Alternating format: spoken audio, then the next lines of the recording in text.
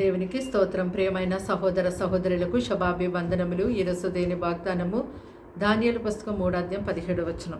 మేము సేవించుచున్న దేవుడు మండుచున్న వేడిమి గల ఈ అగ్నిగుండంలో నుండి మమ్మను తప్పించి రక్షించుటకు సమర్థుడు.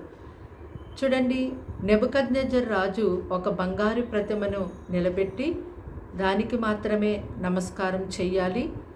మరి దానికి ఎవరైతే నమస్కారం చేయరో వారిని మండుచున్న వేడిమి గల అగ్నిగుండంలో పడవేస్తామని ఒక ఆజ్ఞ జారీ చేశాడు.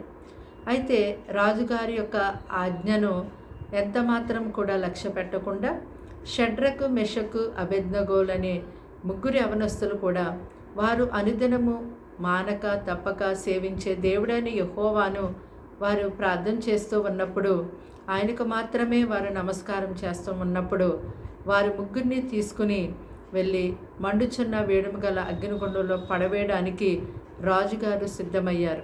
అయితే నా చేతిలో నుండి విడిపించగల దేవుడు ఎక్కడున్నాడో నేను చూస్తానని నెబుకద్నెజర్ రాజు ఆ యవనస్తులతో అన్నప్పుడు, ఆ యవనస్తులు అంటూ ఉన్నారు కదా, మేము సేవించుచున్న మా దేవుడు మమ్మల్ని విడిపించడానికి సమర్థుడు అని చెప్పి వీరు మాట్లాడుతూ ఉన్నారు. అయితే ఈ దినాన దేవుని యొక్క ప్రజలైనటువంటి వారందరూ కూడా అగ్ని వంటి శ్రమలు, అగ్ని వంటి రోగములు, అగ్ని వంటి అప్పులు, ఇంకా ఎన్నో రకాలైనటువంటి అగ్ని వంటి బాధలు, ఇబ్బందులు పడుతూ ఉన్నారు.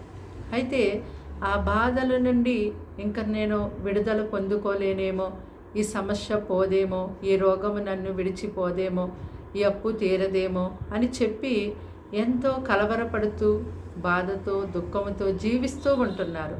కానీ ఇక్కడ ఈ ముగ్గురు యవనస్తులు చూడండి, మరి మేము సేవించుచున్నటువంటి మా దేవుడు ఈ అగ్నిగుండము నుండి విడిపించడానికి సమర్థుడు అన్నారు. ఆ విధంగానే దేవుడు వారిని ఎంతో గొప్పగా అగ్నిగుండములో వేసినప్పటికీ వారిని కాలిపోకుండా కాపాడారు.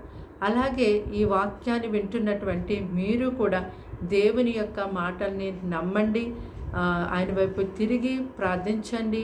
అనుదినము మీరు ఆయనను సేవిస్తూ ఉంటుండగా అగ్ని వంటి ఆ రోగము నుండి, అప్పు నుండి, ఆ సమస్య నుండి, ఆ ఇబ్బంది నుండి, ఆ అవమానం నుండి ఎంతో గొప్పగా దేవుడు మిమ్మల్ని విడిపిస్తారు.